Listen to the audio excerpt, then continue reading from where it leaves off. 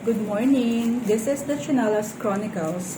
Kung naaalala ninyo, August 27 ako nag-start na gumamit ng Bonita Himalayan Pink Salt. At yung nakuha ko ay yung maliit na bote lang. Sa ngayon, nasa ganito na lang siya. And balak ko siyang ibigay sa mama ko kasi yung scalp niya laging dry at nangangati. So, gusto ko siyang ipasubok kay mama. Kaya naman ngayon, umorder ako ulit ng Bonita Himalayan Pink Salt. And this time, sinamahan ko na siya ng sunflower, yung color yellow. So, siguro marami na kayong nakikita na videos na nagpo-promote ng ganitong produkto. Pero kanya-kanya tayo ng kumbaga target na gustong ma-improve sa skin. So, as you can see, I have acne-prone, oily, and sensitive skin.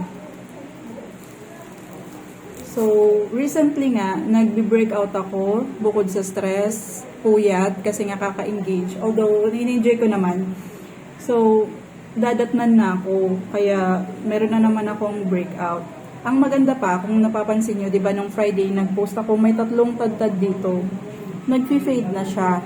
At hindi siya nag-iwan ng mga bakat na marka. Unlike before na matagal siyang mawala. Minsan 2 to 3 months mapula pa din. Tapos iiwanan niya ng ganyan na scars. Pero ang napapansin ko, ayan, buti na lang yung lighting.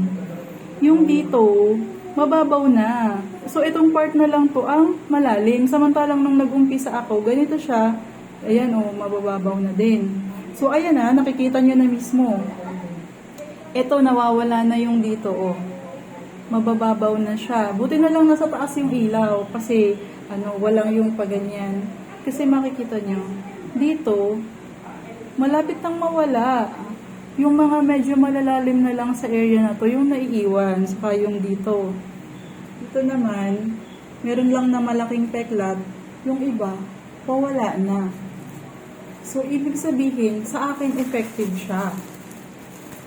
Saka yung mga naging breakout ko last week, hindi siya nag-iwan. Ayan, hindi siya nag-iwan ng malalim na peklat.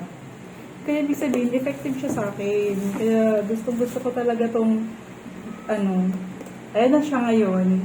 Kasi yung dati ko yung lang, maliit na bote. So this time, mayroon na akong sunflower and then si Himalayan Pink Salt. Yung dati kong ginagamit, dito na lang siya. Bibigay ko na lang yun kay mama. So, ikaw na lang ang humusga. Wala na akong masyadong palabok na words. Kasi, dito ko siya ginagamit. Siyempre sa scars, sa stretch marks ko din. Pero dito ko siya ginagamit. Kaya makikita mo, kumukunti na yung dito. Masaya ko.